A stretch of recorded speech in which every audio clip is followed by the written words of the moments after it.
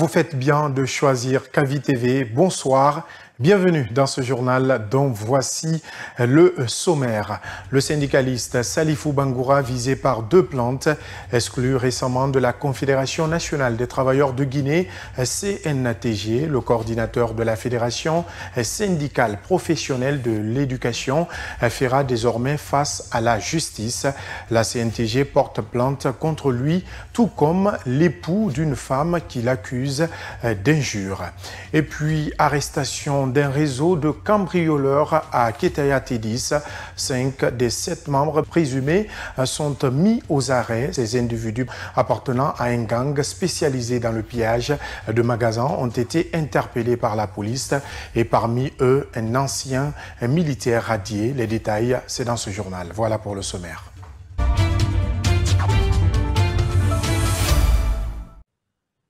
Encore une fois, bonsoir et bienvenue sur Kavi TV. Après son exclusion de la CNTG, Salifou Camara, coordinateur de la FSPE, est désormais visé par 2 plaintes. La première est de la Confédération nationale des travailleurs de Guinée qui l'accuse de propos injurieux. La seconde a été déposée par l'époux d'une femme qui aurait été insultée par le syndicaliste. Les plaintes ont été adressées à la gendarmerie et à la police. Les explications dans Soubaïlo Baldé. Amadou Diallo, secrétaire général de la Confédération nationale des travailleurs de Guinée, fonce plus loin dans le bras de fer avec Salifou Camara.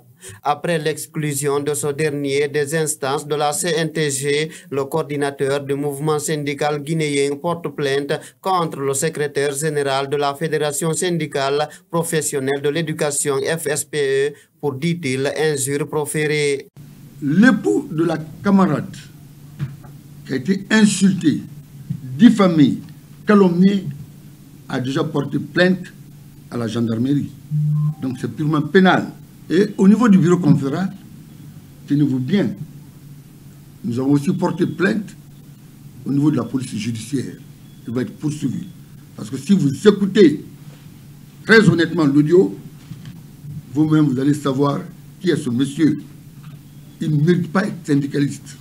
Plus loin, le camarade Amadou Diallo qualifie Salifou Camara d'être un habitué des faits. Le camarade, c'est un récidiviste. En 2021, je fus insulté, calomnié, diffamé par lui seul. À cette époque, vu la tension, tous mes camarades m'ont demandé de pardonner et il est venu avec l'entièreté du bureau de sa fédération ici. Tous ont demandé pardon. Mes camarades m'ont demandé de pardonner.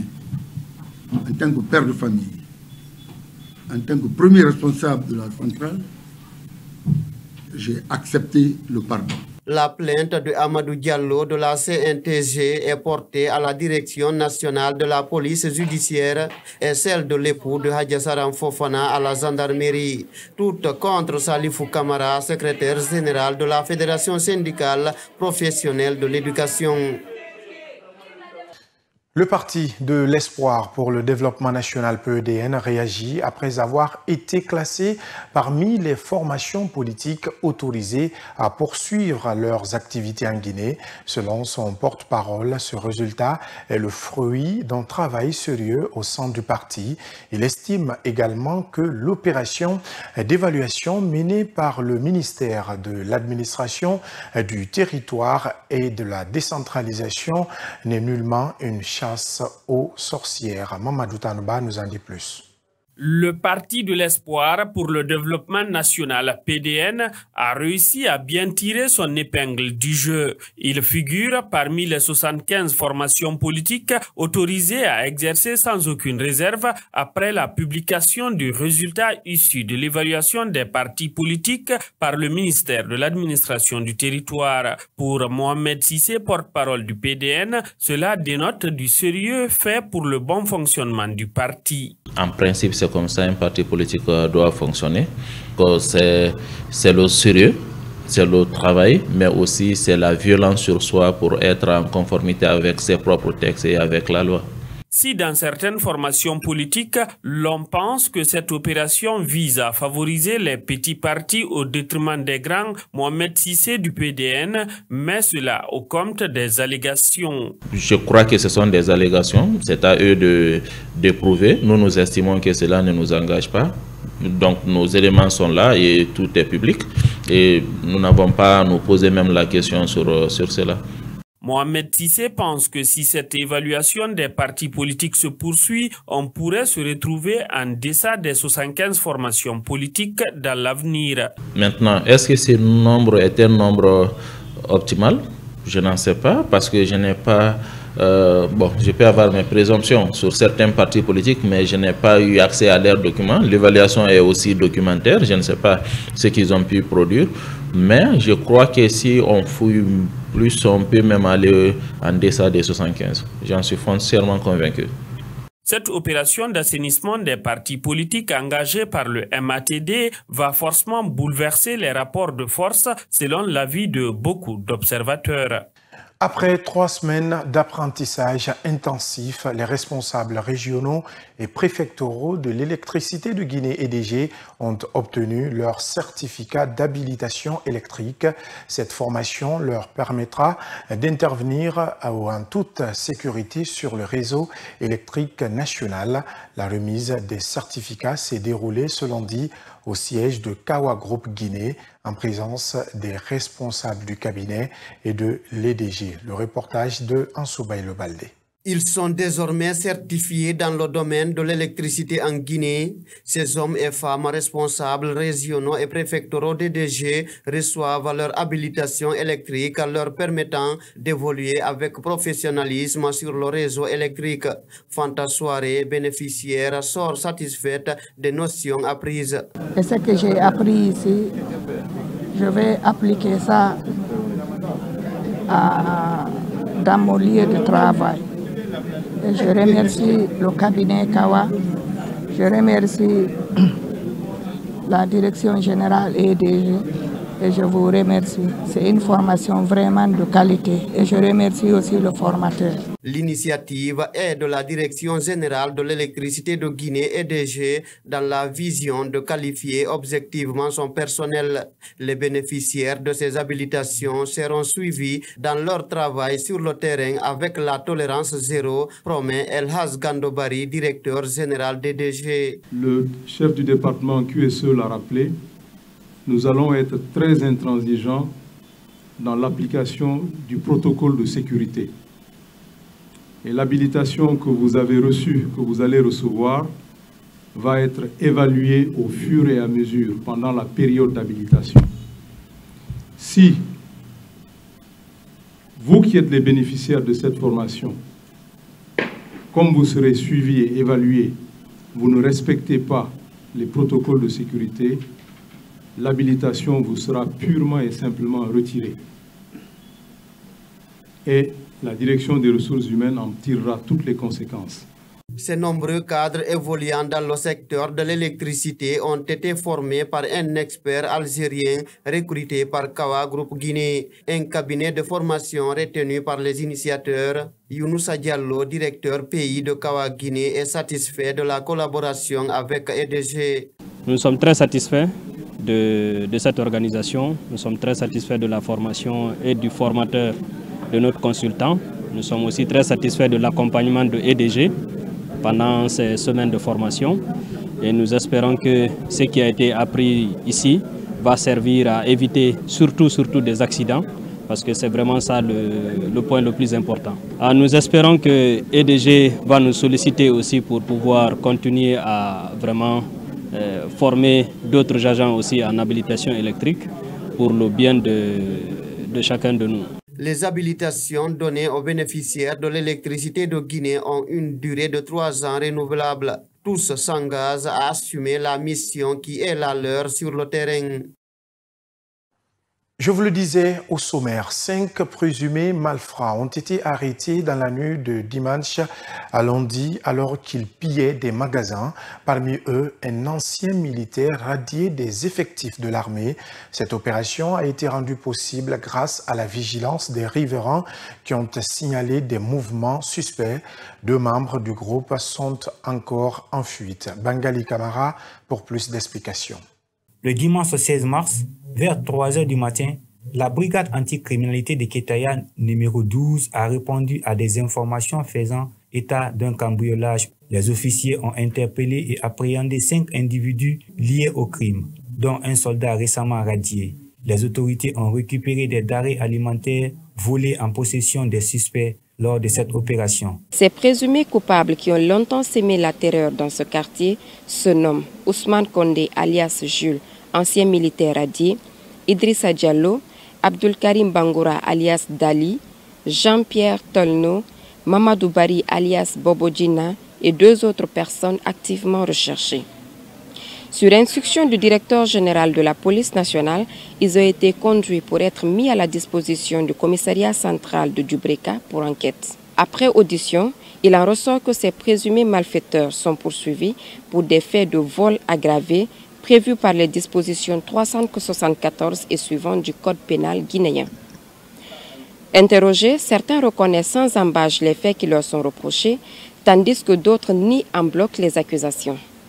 Plusieurs suspects ont été arrêtés et certains ont reconnu leur implication dans les crimes. Un individu qui souhaite rester sous anonymat a avoué avoir participé au cambriolage. Au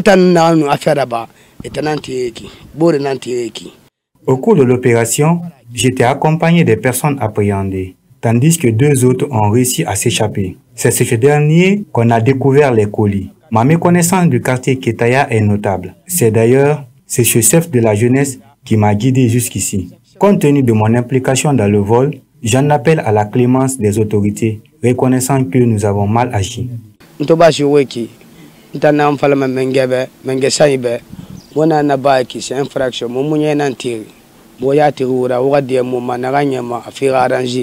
Ces personnes ont été déférées devant le bureau du procureur de Dubreka pour répondre de leurs actes.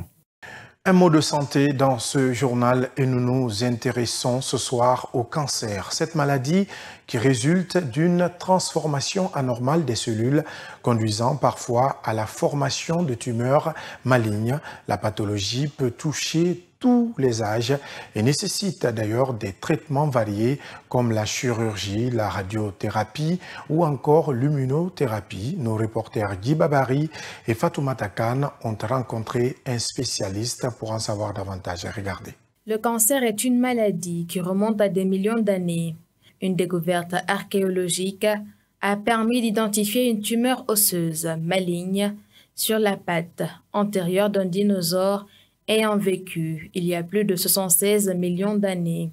Des traces de cancer ont également été retrouvées dans des fragments de squelettes humains datant de la préhistoire. Dr Korkaba, médecin généraliste, explique que cette maladie est favorisée par plusieurs facteurs.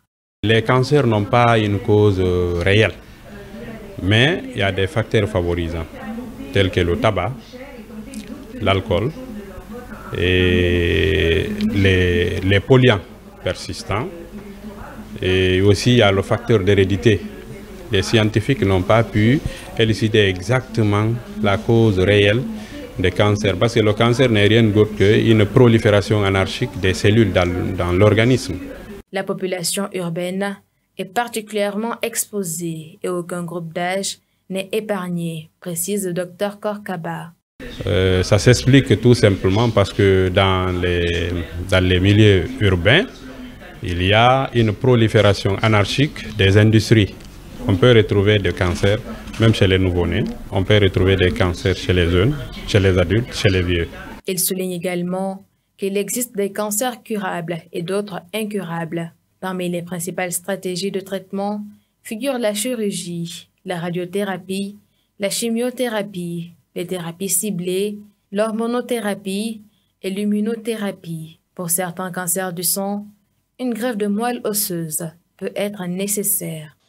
Sport à présent, la 11e journée de Ligue 1 a offert assez de spectacles avec des rencontres disputées ce week-end.